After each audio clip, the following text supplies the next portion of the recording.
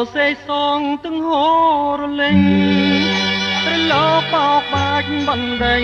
រត់រមិញលើផ្ទាំងសាលារលើបមរលងរៀបស្មើដូចក្តារហែបផែលបណ្ដែតអាត្មាផែលថ្មិចនេត្រា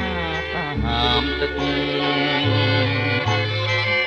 អណ្ដែតទៅប៉ះលើព្រែងវាស្មាមិនដាច់មិនដូលបោផាលើគង់ជារូបអគួផ្លឹកយកដៃច្រានបងហើយស្រាយក៏ក្អឹកពីរោះដោយរលកទឹកស័កសមនឹងរឹកប្រហោពេលបងលឺអូនឆ្លើយពាក្យរំដង